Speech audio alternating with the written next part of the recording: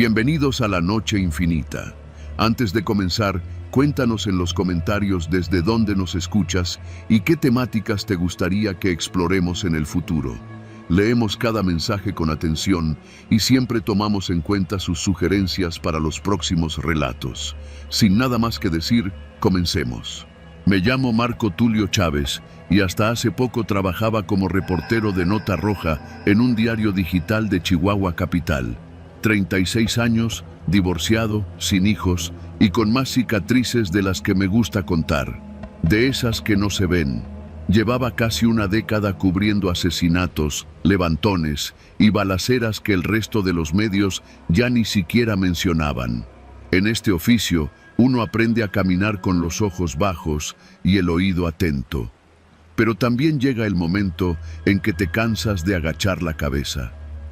Todo empezó el martes, alrededor de las 9 de la noche, cuando recibí un mensaje de mi fuente en la fiscalía.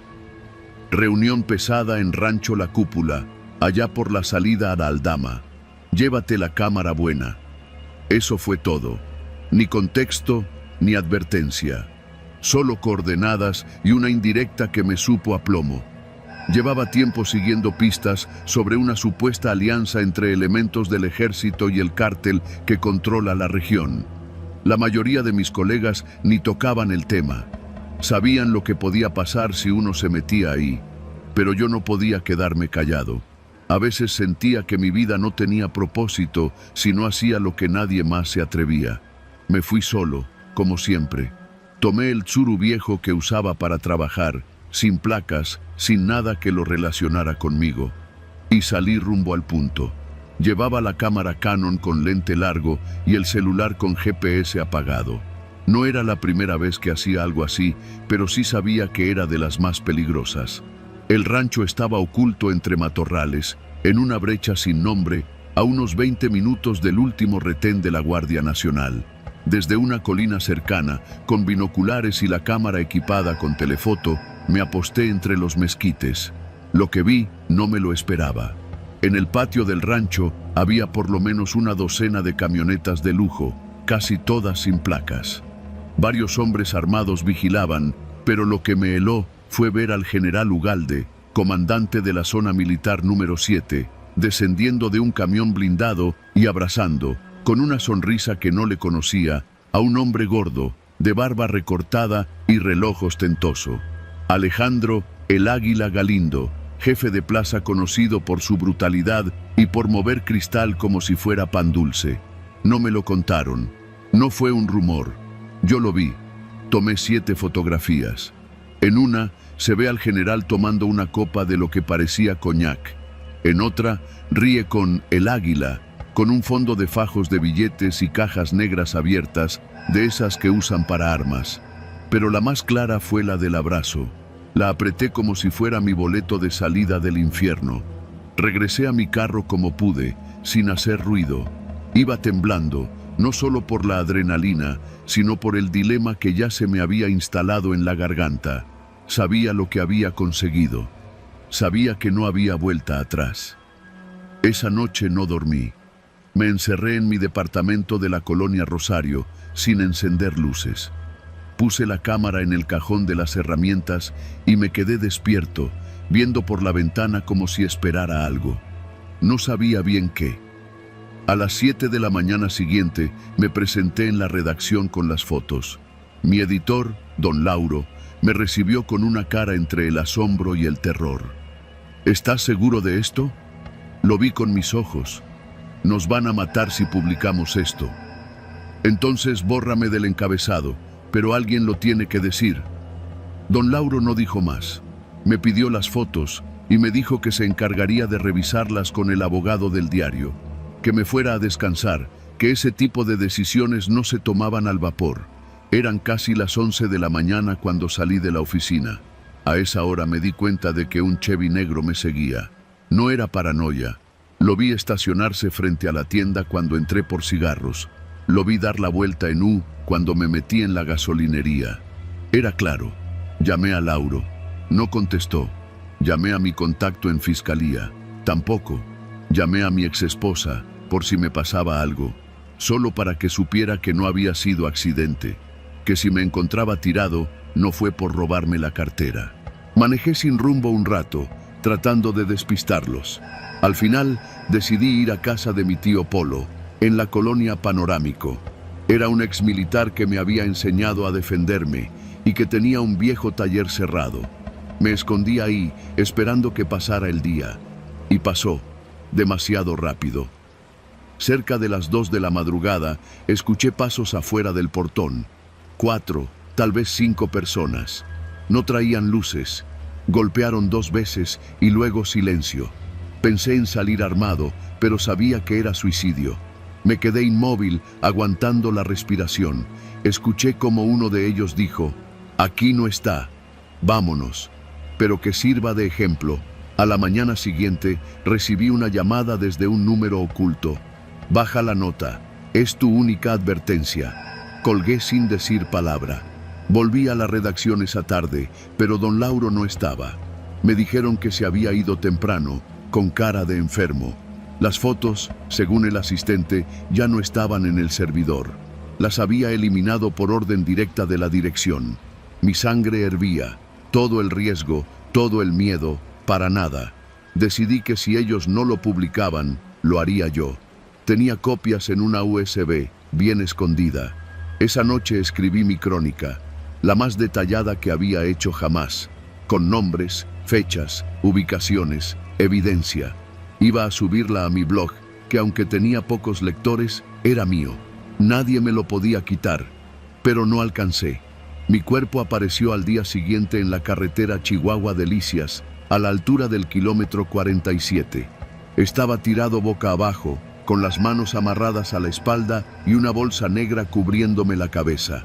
En el pecho, cosida a la camisa, una credencial militar con mi nombre, como si me hubieran reclutado a la fuerza después de muerto. No me torturaron, no me cortaron nada, solo me ejecutaron de un balazo limpio en la nuca. Profesional, como una firma, como un mensaje. El forense anotó que mi hora de muerte fue entre las 3 y las 4 de la mañana. A esa hora, mi crónica estaba lista, guardada en el borrador del blog, esperando el clic que nunca llegó. El gobierno dijo que había sido un ajuste de cuentas. El ejército negó cualquier relación con mi muerte. El cártel, como siempre, no dijo nada. Don Lauro cerró el diario una semana después. La redacción fue desmantelada. Mis compañeros se esparcieron como cucarachas cuando prendes la luz. Nadie quiso continuar la investigación. Pero hay una cosa que sí ocurrió. Mi tío Polo, sin decirle a nadie, recogió mi cámara, que había escondido en la cochera del taller, y llevó las fotos, impresas, a la tumba del general Ugalde, porque el general también apareció muerto una semana después, en su propio despacho. Le explotó una granada en las manos. Oficialmente, fue un accidente con material sensible. Nadie investigó más. Las fotos no se publicaron, pero alguien las vio, alguien que tenía cuentas pendientes. Y aunque yo ya no puedo contarlo en carne y hueso, quiero que sepas esto. A veces, la verdad mata, pero también libera, y no hay censura que la entierre para siempre.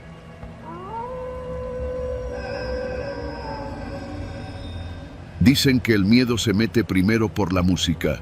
Cuando una banda deja de tocar de golpe, el aire cambia. Eso pasó aquella noche, en la fiesta patronal de San Martín Chalchicuautla, un pueblo enclavado en la zona huasteca, justo donde se cruzan la devoción, la cumbia y las balas. Mi nombre es Hilario, y aunque nací en Monterrey, crecí en San Martín. Desde morro me enseñaron que la fiesta patronal no se cancela por nada, ni por lluvia, ni por política, ni por muertos. Todos los años, el 15 de noviembre, se llena la explanada frente a la iglesia con puestos de antojitos, juegos mecánicos que apenas se sostienen y una tarima improvisada donde la banda hace sonar el tambor como si llamara a los muertos a bailar. Yo era parte del comité organizador ese año. Tenía 36 años, 2 hijas y un puesto de herrería que apenas mantenía en pie. No sé por qué me metí de voluntario, tal vez por quedar bien con el padre Eugenio, o tal vez porque me sentía culpable de algo que no sabía nombrar. Esa noche la fiesta iba con madre. El cohetero ya había lanzado su primer cohete, que tronó seco sobre el campanario, y la banda, los arrieros de la Huasteca, acababan de empezar con la de El Sinaloense. La gente andaba bailando descalza sobre la tierra apisonada. El aire olía a cerveza, sudor y carne al carbón. Todo estaba bien hasta que se detuvo la música. Fue como si alguien hubiera desconectado la corriente de un jalón. El último acorde de la tuba quedó flotando en el aire, sin terminarse. Los músicos se quedaron congelados, mirando hacia el extremo de la calle principal. Todos volteamos. Desde la entrada del pueblo, justo donde se acaba el empedrado y empieza la brecha, venía bajando un convoy. 3 camionetas, lujosas, polarizadas, faros encendidos, y detrás una pick-up militar. «No mames», dijo uno de los de la banda, en voz baja. La gente empezó a hacerse a un lado, como si un bicho venenoso estuviera por pasar. Los niños fueron jalados por sus madres. Yo me quedé en medio de la explanada, sin saber si correr, aplaudir o esconderme. Las camionetas se detuvieron a menos de 10 metros de la tarima. Las puertas se abrieron y de las primeras bajaron unos hombres jóvenes, vestidos con ropa de marca, botas limpias y gorras bordadas con iniciales. Traían armas largas colgadas del pecho, pero caminaban como si no pesaran nada. De la camioneta militar bajaron 3 soldados, y no cualquier pelagatos.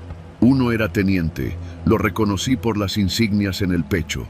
Venían con los mismos uniformes que los de la base en Ciudad Valles, pero no traían cara de trabajo. Uno de ellos, el más joven, cargaba una hielera de unicel.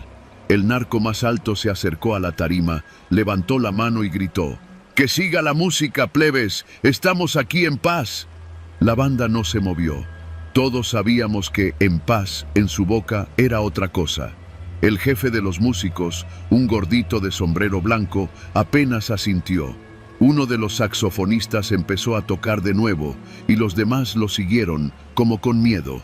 Empezaron una canción lenta, Mi enemigo el amor. El tipo sonrió satisfecho, se quitó la chamarra Gucci y la tiró al suelo como si fuera un trapo. Luego se acercó al carrito de las micheladas, pidió 8 vasos con clamato y una charola de tacos al pastor. Le dieron todo sin cobrarle. El dueño del puesto ni lo volteó a ver. El compadre militar sacó unas latas de cerveza de la hielera y las empezó a repartir como si estuviera en una carne asada. Uno de los soldados brindó con un sicario, como si fueran primos en una boda. Ahí fue cuando entendí. No era que los militares hubieran atrapado a los narcos, era que estaban de su lado. Me aparté de la tarima y me fui a esconder detrás del puesto de churros. Sentía una punzada en la espalda, no de miedo, sino de rabia, porque los conocía. A varios de esos narcos los había visto de chamacos. Uno de ellos, el más joven, había sido mi alumno cuando di clases de historia en la telesecundaria. Se llamaba Froilán. En clase no hablaba nada, y ahora era el que traía el rifle más grande. Uno de los sicarios, moreno, tatuado, se subió a la tarima, arrebató el micrófono y gritó: «Esta noche no se duerme, el patrón nos dio permiso de festejar con la raza». Alguien aplaudió. Fue como una chispa, otros lo siguieron, y de pronto la gente empezó a bailar otra vez, como si nada. Como si no hubiera hombres armados entre ellos, como si los soldados no estuvieran bebiendo cerveza de lata en uniforme oficial. Fue en ese momento que me di cuenta de que ya habíamos perdido. Me fui a esconder a la parte trasera de la iglesia. El padre Eugenio salió por una de las puertas laterales, con el rostro desencajado. «Hilario, ¿ya viste?» «Ya, padre». «¿Y qué hacemos? ¿Qué se hace contra eso?» El padre se mordió el labio. Por un momento creí que iba a llorar. «Ellos no respetan ni a Dios, ni al diablo», respondí. Los gritos de los sicarios se oían a lo lejos. Uno pidió que le cantaran una de Valentín Elizalde. Otro empezó a disparar al aire, una ráfaga seca. Los niños chillaban, pero nadie corría. Todos estaban hipnotizados por el miedo. Vi a uno de los soldados ir al baño detrás de la iglesia. Lo seguí. «¿Qué haces, Hilario?», preguntó el padre. Voy a hablar con él. ¿Estás loco? Tal vez sí. Lo esperé a que terminara. Salió del baño jalándose el cierre. Le hablé. Oye, soldado. Se volteó rápido, llevando la mano al rifle. Tranquilo, solo quiero hablar. ¿Y tú quién chingados eres? Nadie, solo un padre de familia, un ciudadano. No te metas donde no te llaman. ¿Sabes que eso que estás haciendo es traición? Se me acercó. Olía a cerveza y a miedo, pero miedo viejo, de ese que uno ya aprendió a tragar. ¿Tú crees que a alguien le importa?, me dijo, con voz baja. ¿Tú crees que el ejército no sabe? ¿Tú crees que estos güeyes hacen todo solos?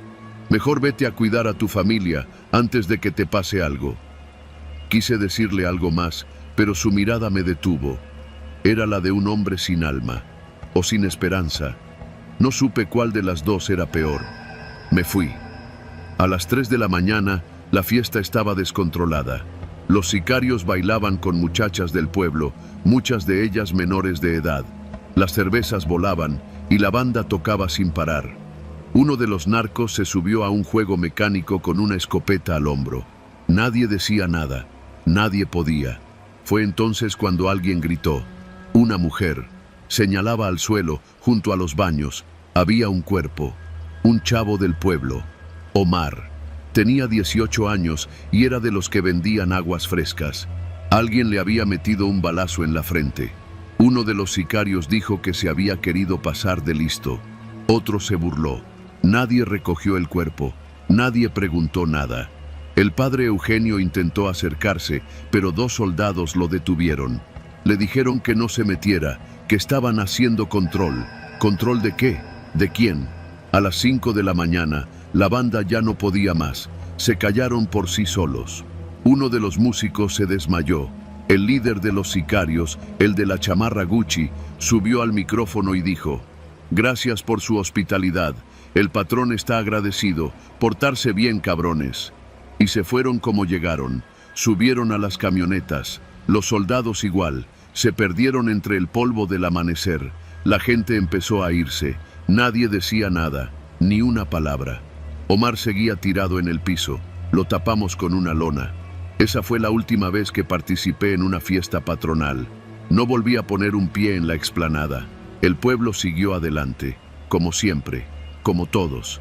Pero cada vez que escucho a una banda detenerse de golpe, siento ese silencio otra vez. Y sé que algo, muy dentro de nosotros, se rompió esa noche, para siempre.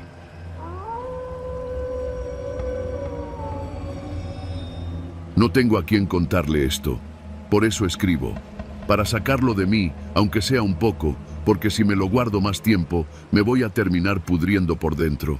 No sé si alguien me crea, pero necesito que al menos exista una versión de lo que viví, una que no venga filtrada por periódicos, por noticieros, ni por nadie que no haya estado ahí. Porque yo sí estuve, yo vi lo que vi, y todavía no puedo dormir. Todo empezó en junio, en el desierto de Sonora. Yo trabajaba como paramédico voluntario en un refugio de migrantes cerca de Altar, en el estado de Sonora, a unos kilómetros de la línea con Estados Unidos. Era una de esas casas de paso, financiadas con donaciones religiosas y apoyo de organizaciones de derechos humanos. Me uní al proyecto después de dejar la escuela de medicina. Lo hacía más por culpa que por vocación. Mi viejo había sido un migrante que se murió cruzando, y nunca supe dónde quedó su cuerpo. Hacer esto era mi forma de pagar una deuda invisible. El calor en esa parte del país no es normal. Hay días en los que el aire se siente como si saliera de la boca de un horno. Los migrantes llegan deshidratados, con los pies destrozados, y muchos de ellos ya ni hablan, solo tiemblan. Nosotros hacíamos lo que podíamos con lo poco que teníamos. Botellas de suero, vendas, comida caliente, sombra. A veces teníamos que poner sueros en plena calle, con la gente acostada en la banqueta, mientras los sopilotes sobrevolaban el cielo como si ya estuvieran esperando. Uno pensaría que el peligro son las serpientes, los narcos o los coyotes. Pero en la frontera, lo más peligroso es el silencio. Ese silencio seco que te avisa que algo anda mal. Así pasó aquel día. Todo empezó con la llegada de un grupo pequeño, apenas 5 personas. 2 mujeres, un señor mayor y 2 jóvenes. Venían rotos, como siempre, pero había algo distinto en sus caras.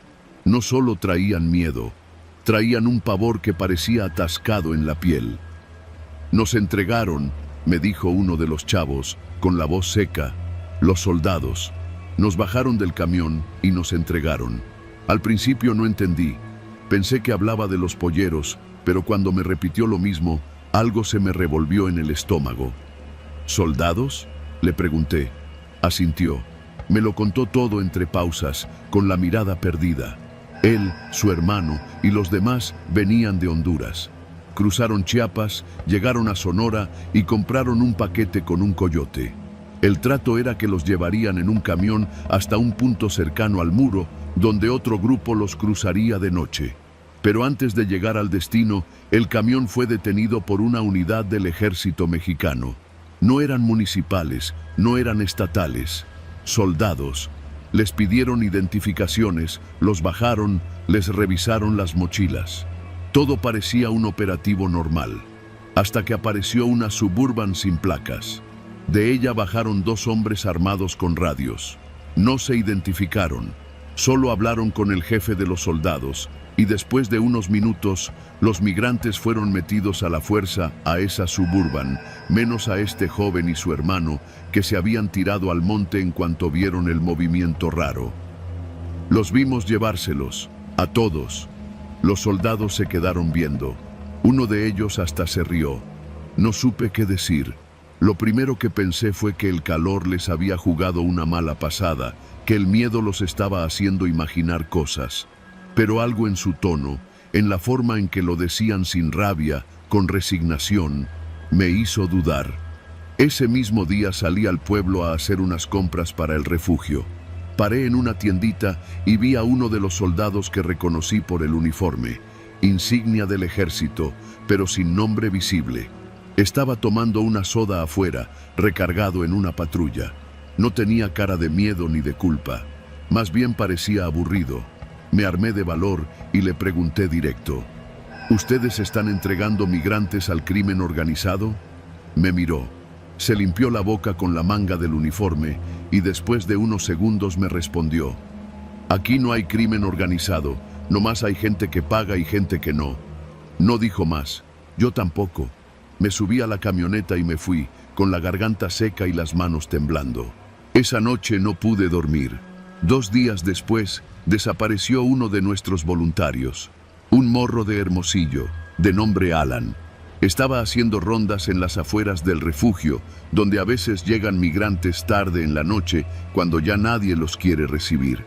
Según una señora que estaba en el refugio esa noche, Alan se fue con 2 hombres que se presentaron como militares. Dijeron que lo necesitaban para verificar una denuncia de tráfico de personas en un rancho cercano. Nunca volvió. Nadie dio razón de él. La policía local dijo que no tenía registro de su desaparición. En la base militar de la zona, negaron que hubieran enviado a nadie.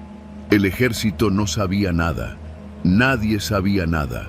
Pero yo sí sabía, porque al día siguiente, en la carretera, vi la misma Suburban sin placas, con los mismos hombres. Uno de ellos bajó el vidrio, me miró y sonrió. Era una sonrisa sucia, de esas que no se olvidan. El calor del desierto se volvió un infierno. Empecé a tener insomnio. Sudaba por las noches. Cada vez que llegaba un grupo de migrantes, tenía miedo de encontrar un cuerpo o de que uno me contara que había visto a Alan tirado en una brecha. Pero no, nadie sabía de él. Era como si nunca hubiera existido. Pasaron semanas. Entonces llegó ella, una mujer salvadoreña, no tendría más de 30 años, con una niña pequeña. La niña tenía la pierna rota y un ojo morado. La mujer apenas podía hablar. Cuando por fin se soltó, nos dijo lo mismo. Nos detuvo el ejército. Dijeron que era por seguridad. Luego llegó una camioneta. Se llevaron a todos. A mí me dejaron porque mi hija lloraba mucho. Me senté en la barda del refugio y me puse a llorar.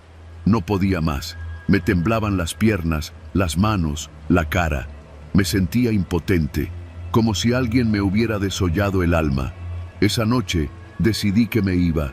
No podía seguir ahí, no por cobarde, sino porque sabía que si seguía, me iba a morir. No por un balazo, no por una amenaza.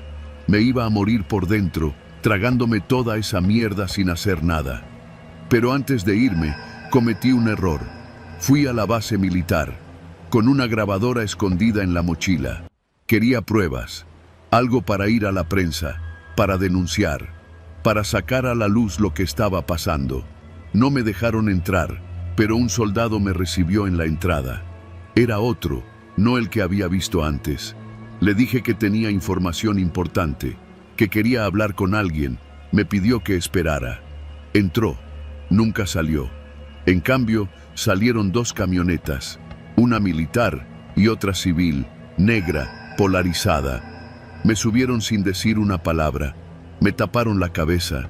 Me golpearon las costillas. Me dijeron que si volvía a abrir la boca, iba a terminar flotando en el canal. Que ya sabían quién era, dónde vivía mi madre, mi hermana, hasta qué películas me gustaban. Me tiraron en un camino de terracería, a varios kilómetros del refugio, con las costillas rotas y la cara llena de sangre. Sobreviví de milagro. Una señora que pasaba por ahí en una camioneta me llevó al hospital. Dije que había sido un asalto. Nadie me creyó. Tampoco me preguntaron más. Desde entonces me fui del estado. Me cambié el nombre. Vivo en el anonimato. No tengo redes sociales, no tengo cuentas a mi nombre. Estoy escribiendo esto desde un cibercafé en Puebla. No sé qué fue de los otros migrantes, no sé qué fue de Alan, no sé cuántas veces ha pasado esto ni cuántas más van a pasar, pero estoy seguro de algo. Los soldados están entregando migrantes al narco y nadie hace nada, porque todos lo saben, porque todos están metidos, porque para ellos los migrantes no son personas, son mercancía, son carga, son cuerpos que se pueden desaparecer sin que nadie los reclame. Y cuando la ley se mezcla con el crimen, ya no hay frontera, hay tierra de nadie, donde nadie está a salvo, ni siquiera los que solo queríamos ayudar.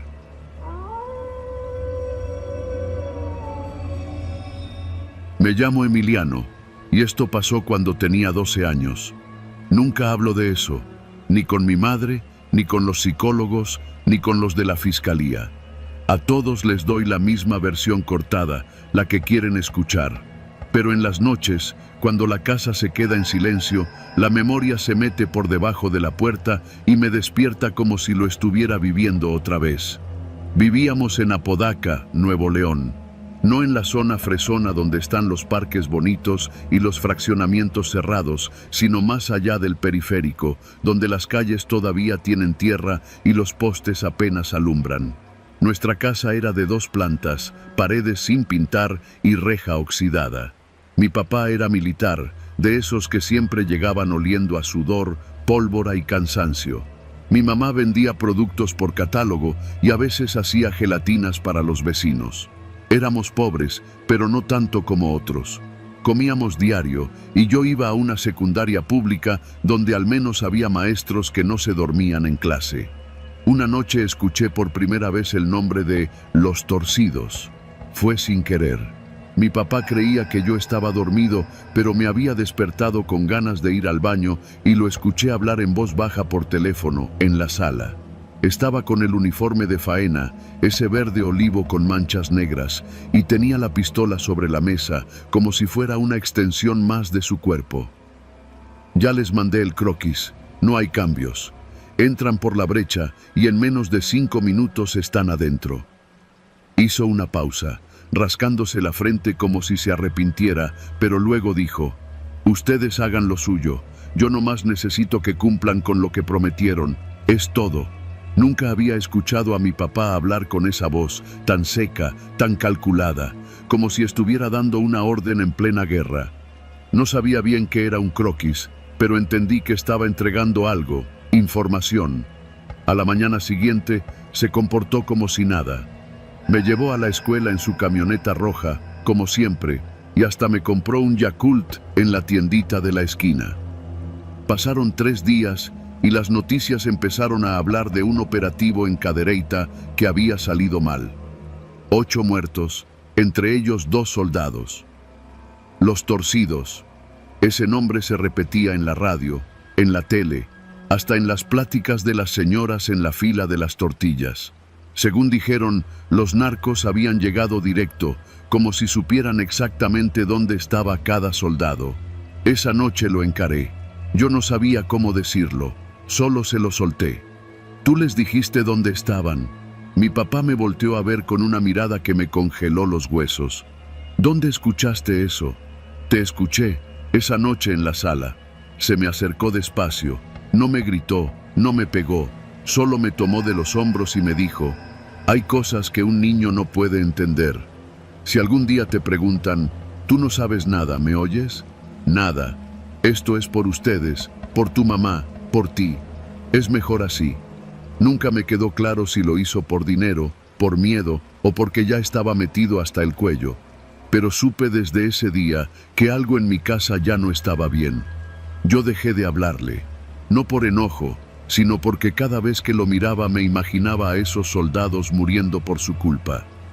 Una semana después fue el día en que todo se rompió.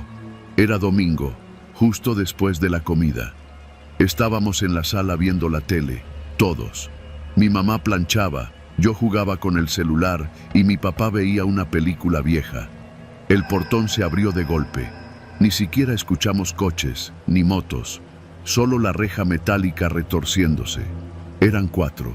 No traían pasamontañas, todos con rifles, uno de ellos con una camiseta de los Tigres. Entraron como si fuera su casa. Uno se quedó vigilando en la puerta y los otros 3 entraron directo, apuntando. «¡Manos arriba, culero!», gritó uno, el que parecía más joven. Mi papá no se movió, solo los vio, como si ya supiera que venían por él. Se levantó con lentitud, levantando las manos. Mi mamá gritó. Yo me quedé paralizado. Uno de ellos me agarró por el cuello y me aventó al piso. «A ustedes no les va a pasar nada si no se meten», dijo el de la camiseta de los Tigres. «Ya lo sabías, ¿verdad?», le dijo mi papá al tipo que tenía el rifle más grande. Ese le sonrió. «Cumplimos, ¿no? Te dimos tus 500. Pero esto no era un trato a largo plazo, compadre. Nomás necesitábamos la entrada, y tú ya hablaste de más». «No he dicho nada», respondió él, con la voz firme. «Tú no, pero hay alguien que sí escuchó». Ahí fue cuando el más joven volteó a verme. «¿Tú eres el morro?». «No sabe nada», dijo mi papá, poniéndose frente a mí. «Mejor que así se quede», respondió el de la camiseta. «Pero tú ya valiste verga». No le dispararon en la cabeza, le dispararon en el pecho, 3 veces. El ruido de las balas retumbó dentro de mi cráneo como si fueran martillazos. Mi mamá gritó tanto que se quedó sin voz. Yo me quedé con los ojos fijos en la sangre que empezaba a extenderse en el piso de la sala.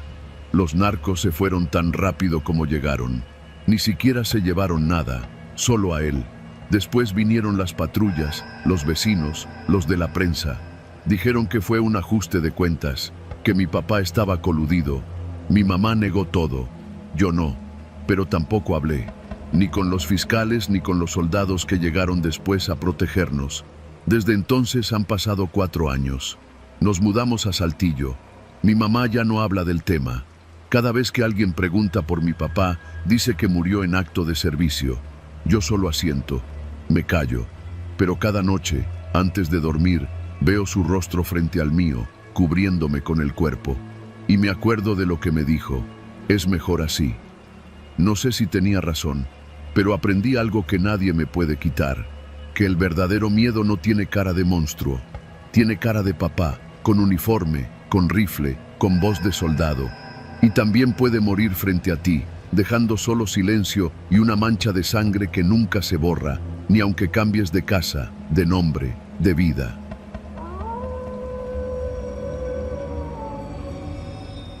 Me llamo Ramiro Díaz y esto es lo que me tocó vivir, lo que todavía me cuesta procesar, aunque cada noche la memoria me lo escupa con más rabia. Soy cabo segundo en el ejército mexicano, destinado al 24 Batallón de Infantería en Puebla. Y sí, sigo vivo. Aunque después de esa noche, no sé si eso sea una bendición o una maldición. Todo comenzó cuando nos mandaron a una operación de rutina, o eso nos dijeron, en la Sierra Negra, cerca del municipio de Zoquitlán. Supuestamente íbamos a inspeccionar una zona de campamentos abandonados de una célula delictiva. Nada fuera de lo normal.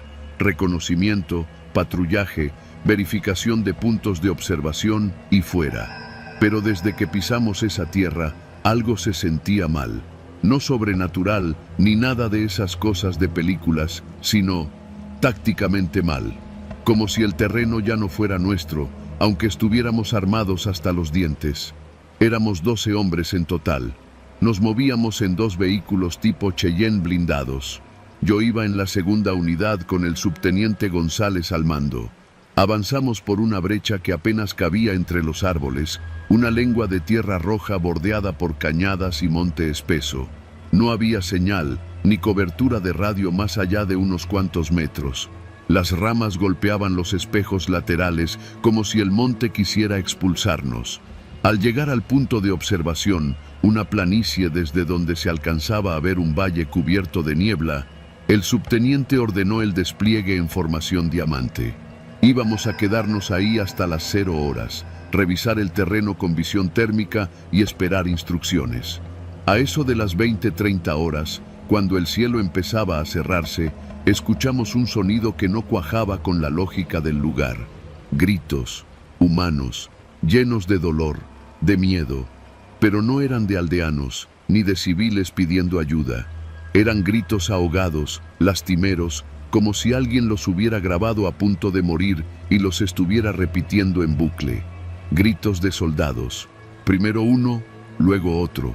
Frases rotas, suplicantes. Alguien chillaba. «No, por favor, ya te lo dije todo. Mi mamá no tiene nada que ver, jefe. No le hagan nada, por favor. No me dejen solo aquí. No me apaguen otra vez, por favor». Las voces se colaban por los árboles, envueltas en el crujir de ramas secas y el aullido del viento. Uno de los soldados, Medina, levantó su M4 y apuntó a la nada, temblando. «¿Eso es real?», preguntó con voz quebrada. «¿Son compañeros?». Nos miramos sin saber qué carajo contestar. El subteniente nos mandó callar y ordenó dispersión en semicírculo defensivo. El sargento Espinosa, que era de los más curtidos, murmuró: «Esos hijos de puta están usando bocinas». Y tenía razón. Las voces no venían de un solo punto. Cambiaban de dirección, rebotaban de un cerro a otro, a veces detrás, a veces adelante. Era un infierno de gritos calculados. Alguien nos estaba cazando psicológicamente. Una emboscada distinta, quirúrgica, como si el narco hubiera aprendido no solo a disparar, sino a desquiciar. A las 21 horas, las luces de visión térmica comenzaron a mostrar lecturas extrañas, siluetas que aparecían en la mira por unos segundos, luego desaparecían. Calor corporal, pero sin forma definida. No podías fijarlas en la mira ni seguirlas por más de 10 segundos, como si jugaran con nosotros. Y entonces, lo inevitable. Uno de los soldados, el más joven, Gómez, apenas 19 años, rompió formación. Se levantó de golpe, tiró su fusil y gritó: «¡Lo están matando! ¡Lo están matando! ¡Lo reconozco! ¡Es mi primo, cabrón!». Y corrió monte adentro como alma desquiciada. El subteniente no alcanzó a detenerlo. Espinosa y yo salimos tras él, pero no pudimos seguir su rastro más de 100 metros. El monte se tragaba los pasos, solo escuchábamos las voces, y luego el silencio. No gritos, no disparos, nada. Regresamos a la planicie jadeando. El subteniente ya estaba hablando por radio con el otro grupo de la primera Cheyenne, que estaba a medio kilómetro más abajo, pero del otro lado solo se escuchaba estática y, a los segundos, más gritos. Pero esta vez no eran grabaciones, eran reales. Tiros, explosiones, voces pidiendo refuerzos. «Nos están flanqueando desde el norte, son un chingo, nos rodearon mi sub, nos rode...». Silencio. La señal murió en seco. Espinosa, que había estado en Jalisco y Guerrero, se puso blanco. El subteniente ordenó levantar campamento y evacuar. Pero al intentar encender las unidades, ninguna respondió. Las llaves estaban bien, las baterías nuevas, el motor seco, pero no prendían, como si alguien les hubiera metido mano en la brecha sin que nos diéramos cuenta. Entonces el infierno se nos vino encima. Luces cegadoras desde la arboleda, estrobos azules y blancos, disparos secos, certeros, que rompían las ramas y los retrovisores. El primer tiro impactó a Rivera en el cuello, cayó como trapo. Nos dispersamos como pudimos, buscando cobertura. Yo rodé tras unas piedras y apreté el fusil. No veíamos a nadie, solo luces, gritos de fondo y el chasquido del monte siendo pisado por decenas de botas que no eran nuestras. Habían estado allí todo el tiempo. Espinosa se arrastró hasta mi posición con sangre en la pierna. Nos tenían medidos desde el principio, cabo, dijo con los dientes apretados. Esto fue una puta cacería. ¿Y los demás? No sé. No contestan. Están desarmando el primer convoy. El subteniente logró reunirnos a 5. La mitad de la unidad estaba desaparecida. Decidimos no usar radio, no dar señales. Solo movernos en silencio cerro abajo, aprovechando el follaje y evitando las bocinas que seguían escupiendo audios cada vez más desgarradores. En un momento, escuchamos la voz de un soldado que ya sabíamos muerto, Medina. Pero su voz salía nítida desde una bocina escondida en un árbol. «Perdóneme, mi sargento. No me deje aquí. Me están haciendo cosas. No quiero morirme». Fue lo más hijo de puta que me ha tocado oír. Era una emboscada psicológica. Querían quebrarnos, no solo físicamente, sino moralmente. Y casi lo logran. Caminamos durante horas entre la maleza, sin linternas, sin rumbo claro, guiándonos por las estrellas y evitando todo sonido sospechoso. Cruzamos 2 ríos a oscuras, perdimos botas, se nos mojaron las municiones. El subteniente sangraba de un brazo. Espinosa apenas se sostenía. Yo llevaba la radio, apagada, por si servía después. A las 5 de la mañana divisamos una comunidad a lo lejos. Casas de teja y luz tenue.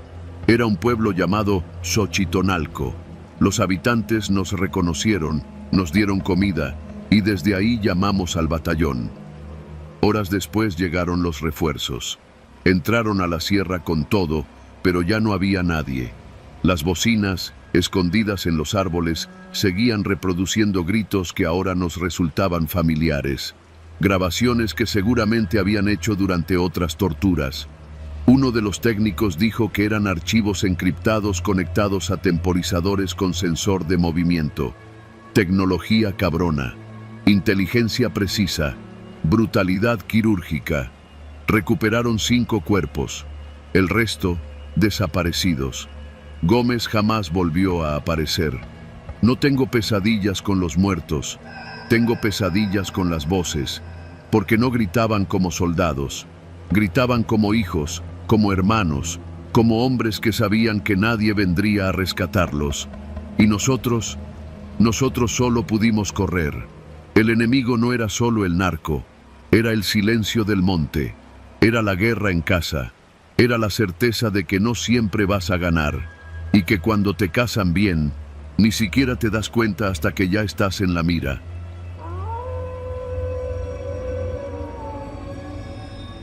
Mi nombre es Esteban Morales. Hasta hace poco era intendente en una escuela primaria pública ubicada en el municipio de Guadalupe y Calvo, en la Sierra de Chihuahua. La primaria Emiliano Zapata, de esas con techos de lámina, pizarrones verdes ya medio pelados y bancas con nombres tallados a navaja. No había más de 120 alumnos, casi todos hijos de agricultores, mineros o gente que vivía de la siembra, o de lo otro. Porque allá en la sierra, todos sabíamos que había más de una forma de ganarse la vida. Durante años trabajé ahí, barriendo pasillos, reparando baños, cambiando focos. Me conocían todos, los niños, los maestros, el director. Nunca pensé que ese lugar, donde vi crecer a generaciones de chamacos, terminaría convirtiéndose en una de las experiencias más aterradoras de mi vida. Todo empezó cuando el ejército llegó al pueblo. No eran tantos, como 15 soldados. Primero se instalaron en el salón de cómputo, que ya ni tenía computadoras. Luego ocuparon 2 salones más, el de sexto y el de cuarto. Pusieron literas, colgaron redes de camuflaje en las ventanas y bloquearon la reja principal con alambre de púas. A todos nos dijeron que era por seguridad, que habían detectado movimientos sospechosos de grupos armados. El director protestó al principio, pero luego le callaron la boca.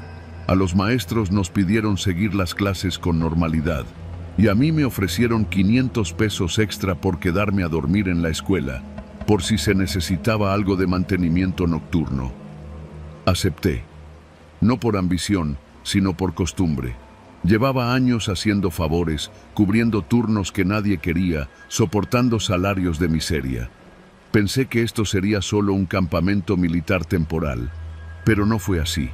Durante el día, los soldados eran respetuosos, callados, disciplinados, se mantenían en sus zonas y a veces hasta ayudaban a cargar cubetas o arreglar fugas.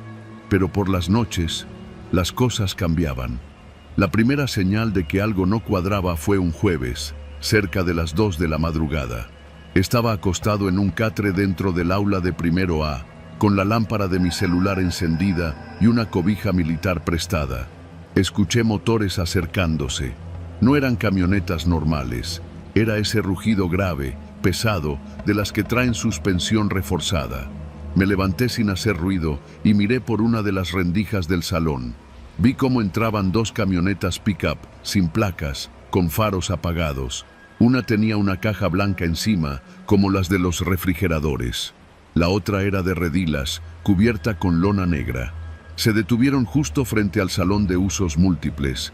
Enseguida salieron 5 hombres armados, con pasamontañas. No eran militares. Sus movimientos eran más bruscos, menos medidos. Uno de ellos llevaba un radio grande colgado al pecho. Otro traía un chaleco con siglas bordadas que preferí no leer en voz alta. Los soldados los recibieron sin decir nada. Solo abrieron la puerta del salón y los dejaron pasar. Vi cómo se encendía una linterna adentro y luego cómo empezaron a bajar cajas de la camioneta. Grandes, pesadas. Algunas tenían cintas de colores como si vinieran de aduana. Otras estaban envueltas en plástico industrial. Me quedé quieto. No era la primera vez que sospechaba cosas así, pero nunca las había presenciado tan claro.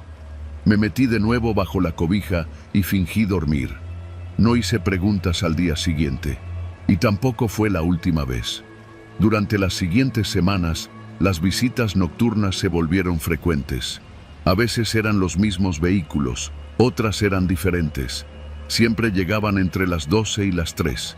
Los soldados fingían no ver. A veces incluso ayudaban a cargar. Los cargamentos se guardaban en distintos salones. El de arte, el de música, que ya no tenía instrumentos, incluso en la dirección. Empecé a notar más cosas. Las cajas a veces salían vacías en la mañana, pero nunca las veía moverse. Algunas estaban marcadas con símbolos, cruces, letras o simplemente un número. Había sacos que goteaban un líquido oscuro y espeso. Una vez, al entrar al salón de cuarto B por error, encontré una hielera llena de sobres metálicos sellados al vacío. Olía a químicos. No me atreví a preguntar. Pero lo peor no fue lo que vi, fue lo que escuché. Una noche, a eso de la 1:40, me despertó un sonido como de pelea. Gritos ahogados. Me asomé y vi a 2 soldados arrastrando a un muchacho. Estaba amarrado, con la cara cubierta por una bolsa blanca. Lo metieron al baño de los maestros y cerraron con seguro. Lo que siguió fueron 20 minutos de golpes, gritos y luego silencio. Al día siguiente, ese baño estaba limpio, como si nada. Nadie mencionó nada. Empecé a tomar nota de todo. Escribía en un cuaderno escondido dentro de una caja de gis. Horas de llegada, número de camionetas, detalles, incluso nombres que llegué a escuchar. No sé por qué lo hacía, tal vez por miedo, tal vez porque sentía que, si algún día me pasaba algo, alguien debía saber. Una noche, todo cambió. Fue un viernes. Los niños ya estaban de vacaciones. Me tocó quedarme solo, sin maestros ni personal. A las 12:30 llegaron 3 camionetas. Esta vez traían más hombres y venían armados hasta los dientes. Entraron directo a los salones sin saludar a nadie. Pero algo salió mal. Se escuchó un disparo, luego gritos, luego ráfagas. Me tiré al suelo, debajo del escritorio del maestro. Todo duró unos 5 minutos. Cuando salí, el silencio era espeso como brea. Fui al pasillo y vi cuerpos. Uno era un soldado, otro, uno de los hombres con chaleco. Sangre por todas partes. Pero lo que más me heló fue ver al capitán Ramírez, el jefe del destacamento, hablando por radio como si nada hubiera pasado. Sí, 2 caídos. Los demás se retiraron. El paquete está asegurado. Lo dijo sin emoción, como si fuera una transacción, como si no acabara de morir alguien ahí. Esa madrugada tomé mi cuaderno y lo escondí detrás de una lámina floja del techo. Luego empaqué una mochila y salí caminando por la parte trasera, por un hueco que los niños usaban para colarse los fines de semana. Me fui sin pedir permiso. No regresé. Me escondí en casa de una tía lejana, en Delicias. Cambié de número. Borro mi ubicación cada vez que uso el celular. No me meto con nadie. No digo mi nombre completo, pero todavía tengo pesadillas. La primaria Emiliano Zapata sigue operando. Los niños regresaron, pintaron las paredes. Los soldados ya no están. Pero en las madrugadas dicen que a veces se escuchan motores llegando por la carretera, que la directora nueva no deja que nadie entre al salón de música y que en los baños de los maestros hay un olor que no se va. Yo no sé si algún día pueda contar esto sin miedo, pero mientras tanto lo dejo escrito aquí, por si algún día me desaparecen, porque hay cosas que se entierran con el silencio y otras que siguen pudriéndose, como los cargamentos que se guardaban donde antes se enseñaba a multiplicar.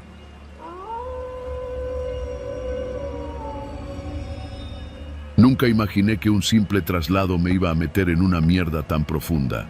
Me llamo Arturo, soy teniente del ejército mexicano y esta es una historia que jamás debería contar, pero si no lo hago, voy a seguir cargando con esa noche hasta que me reviente por dentro. Todo empezó cuando me enviaron a reforzar la seguridad en el estado de Tamaulipas, en una base operativa avanzada cerca de San Fernando. La orden llegó directo desde la SEDENA. No fue voluntario, pero tampoco me quejé. Pensé que sería como siempre, dar vueltas en convoy, poner retenes, revisar vehículos, intentar no pensar mucho.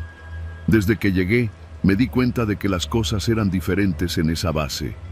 El comandante a cargo, el mayor Salazar, era un cabrón serio, de esos que ya no usan uniforme con orgullo, sino con resignación. Siempre tenía la mirada perdida, como si viera cosas que nadie más podía. Pero no era él quien controlaba el lugar, no del todo. Había otro tipo, un civil que entraba y salía de la comandancia sin identificarse, con camionetas sin placas y escoltas armados hasta los dientes. Lo llamaban el licenciado. Nadie preguntaba más. Pasaron unos días de rutina, patrullajes, cateos a casas sospechosas, retención de vehículos, pero solo los que no traían calcomanía. Así le decían. Ese ya está marcado, me decían los sargentos cuando revisábamos un coche. Yo no entendía al principio, pero después me explicaron. Los vehículos que tenían una estampa de una paloma blanca en la defensa trasera eran intocables. Los dejábamos pasar, aunque trajeran armas a la vista o el aroma de mota saliera por las ventanas. Los que no la traían, bueno, esos eran candidatos. El mayor Salazar nos lo dijo claro una noche. Aquí no estamos para desestabilizar, solo para contener al enemigo. El enemigo, claro, era el cártel que no pagaba la nómina. Me tragué mi ética como me he tragado muchas cosas en este ejército. No era la primera vez que veía corrupción, pero esto era otro nivel. Aquí todo era un teatro. Los operativos eran montajes, coreografiados como telenovelas. Nos daban información de inteligencia que convenientemente nos llevaba directo a las casas de seguridad del grupo rival, nunca a las del que controlaba el municipio. Siempre encontrábamos a alguien, siempre había armas, droga, dinero, pero nunca balaceras, nunca resistencia. Era casi como si nos estuvieran esperando. Una noche, cerca de las 11, el mayor me llamó a su oficina. Me dijo que se venía un operativo importante, que necesitaba hombres de confianza. Me asignó una patrulla junto con el cabo Reynoso y 2 soldados jóvenes. Nos subimos a la camioneta blindada y nos dieron las coordenadas. Un rancho al norte del municipio, supuestamente propiedad de un tal Mingo, jefe de plaza del grupo rival. El tipo estaba en la mira desde hacía semanas, pero algo no cuadraba. Mientras manejábamos, me di cuenta que no llevábamos ni helicópteros ni drones, y eso nunca pasaba en operativos importantes. Además, el convoy era pequeño, solo 2 unidades más. Me pareció raro, pero seguí órdenes. Al llegar al rancho, no había luces, ni perros, ni movimiento. Todo estaba en silencio, demasiado silencio. Rodeamos la propiedad y nos acercamos a la casa principal. Uno de los soldados golpeó la puerta. Nada. Golpeó otra vez, más fuerte. Y entonces, desde dentro, se escuchó una voz. «Ya sabíamos que iban a venir, hijos de puta». Un segundo después, una ráfaga de R-15 atravesó la madera podrida de la puerta. Uno de los soldados cayó de inmediato, con el cuello abierto. Gritos, confusión, disparos. Nos tiramos al piso y respondimos, pero el fuego enemigo era preciso. Nos tenían rodeados. «¡Es una emboscada!», gritó Reynoso mientras buscábamos cobertura detrás de una camioneta volcada. Intenté pedir refuerzos por radio, pero no había señal, ni siquiera ruido estático, como si estuviéramos en un agujero negro. Los disparos duraron casi 10 minutos, hasta que se apagaron de golpe. El silencio que siguió fue peor que la balacera. Apenas se disipó el humo, vi algo que no olvidaré jamás. De los matorrales salió una camioneta Suburban negra, sin luces. Se detuvo justo frente a la entrada del rancho. De ella bajó el licenciado, impecable, con su camisa planchada y su sonrisa falsa. Caminó como si no acabáramos de perder a un soldado. Nos miró y dijo: «Buen trabajo, teniente. Lo que quedaba de Mingo ya está neutralizado. La plaza queda libre». Me quedé helado. «¿Buen trabajo? ¿Neutralizado? Había sido una trampa». Después lo entendí. No fue un operativo para detener a nadie. Fue una entrega. Nos usaron como carnada para obligar al grupo rival a abrir fuego y justificar una incursión militar. Mientras nosotros nos comíamos los balazos, ellos rodearon por el monte y entraron por la parte trasera. Ejecutaron a todos los sicarios del lugar, incluyendo a Mingo, y luego limpiaron todo. Nosotros solo fuimos parte del guión. Esa noche dormimos en la base con un soldado menos y el cuerpo sin repatriar. «Ya vienen por él», nos dijeron, pero nadie vino. Lo enterramos ahí mismo, en el monte, sin nombre, sin cruz. Días después, los noticieros anunciaron un golpe contundente contra el crimen organizado, con fotos del operativo y un comunicado oficial. Salíamos nosotros en las imágenes, con los rostros borrosos. Salía el rancho humeante y la camioneta blindada frente al portón. No mencionaron al soldado muerto, ni que las armas de los abatidos tenían los seguros puestos, ni que a Mingo lo habían ejecutado de un tiro en la nuca con una pistola que llevaba el escudo del ejército grabado en la cacha. Pedí mi cambio de zona 3 semanas después. Me lo negaron. Luego me quitaron el arma y me mandaron a labores administrativas. El mayor Salazar me mandó llamar. Me dijo, sin mirarme, que en esta guerra no hay lugar para los que quieren entenderla. No he vuelto al norte desde entonces. Sigo en el ejército, sobreviviendo, tragándome el cinismo. A veces sueño con esa noche, con el rostro del soldado muerto, con el olor a pólvora, con el licenciado bajando de su camioneta como si fuera dueño del país. Dicen que estamos ganando la guerra contra el narco, pero yo sé que eso es mentira. La guerra ya terminó. El que pagó más, ganó. Y nosotros somos solo el decorado de un escenario que se cae a pedazos.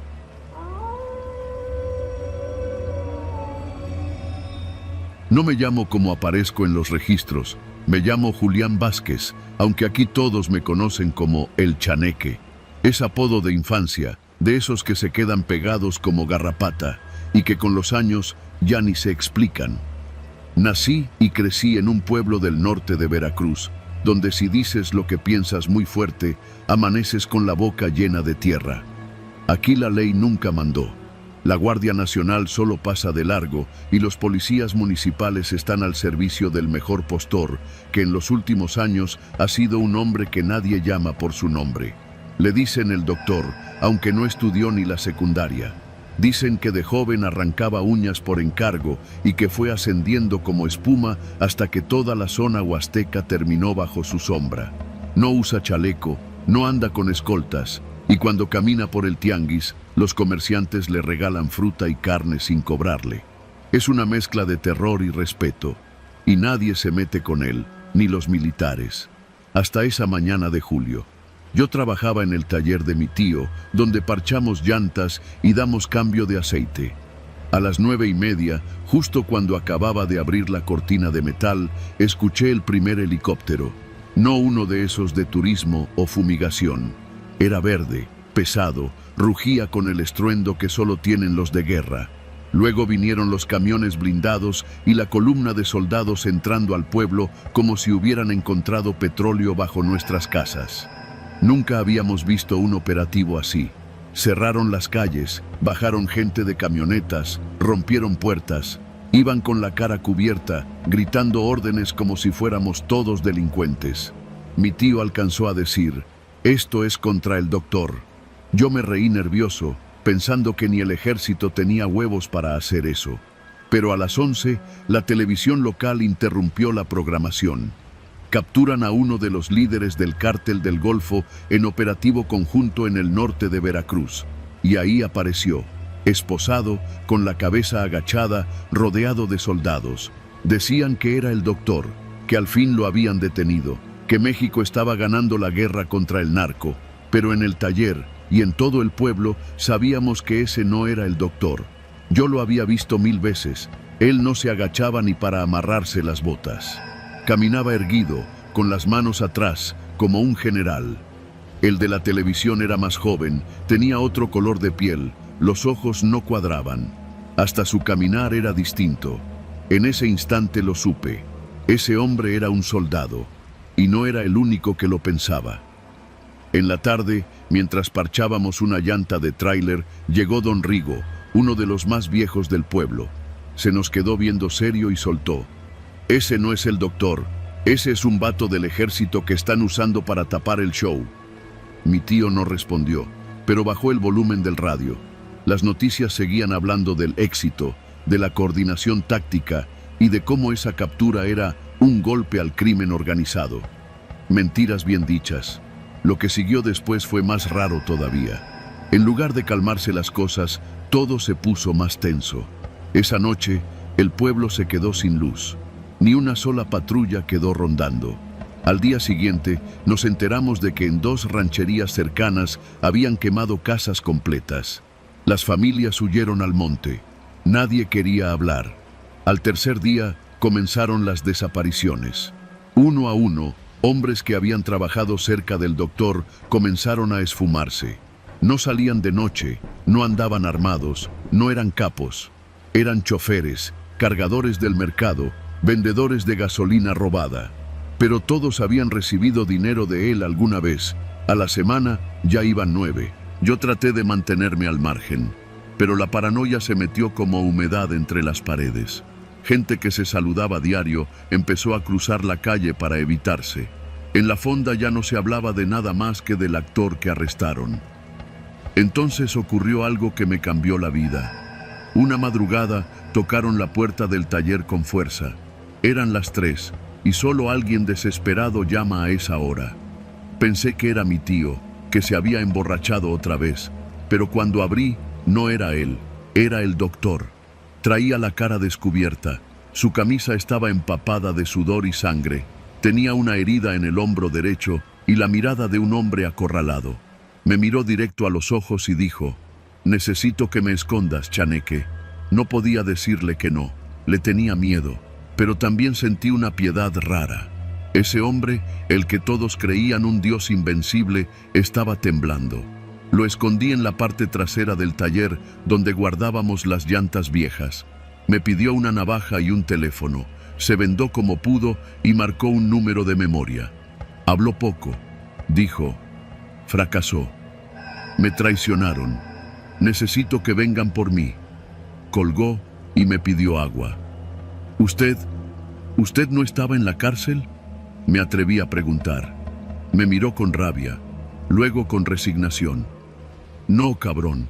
A ese lo entrenaron ellos, desde el principio, para que cuando me volteara el gobierno pudieran entregarlo y salir bien librados. Un chivo expiatorio con cara prestada. Se quedó en silencio. Luego me soltó algo que no voy a olvidar jamás. Cuando aparezca muerto, vas a saber que no fue un ajuste de cuentas. Fue el gobierno. Porque lo que más les da miedo no es un narco con poder, sino un narco que se les voltea. 2 días después, apareció colgado de un puente. El cuerpo estaba mutilado, con una cartulina clavada en el pecho. Decía que había sido traidor, que había vendido droga cortada y que se había metido con quien no debía. El noticiero no lo mencionó, solo hablaban del capo caído, del juicio que se le haría al doctor capturado, del éxito de la Sedena. Pero en el pueblo todos sabíamos la verdad. Y lo peor es que, aunque sabíamos, nadie podía decir nada. Desde esa noche, tengo un sobre escondido en la caja de herramientas. Adentro hay una fotografía del verdadero doctor, tomada por mí mientras curaba su herida en el taller. Él mismo me dijo que la tomara, que si algún día tenía que decir la verdad, esa imagen lo probaría todo. El del noticiero no era él, pero todavía no he tenido el valor de mostrarla. Ni siquiera sé si algún día lo tendré, porque aquí, en este rincón de Veracruz, la verdad no te hace libre, te desaparece.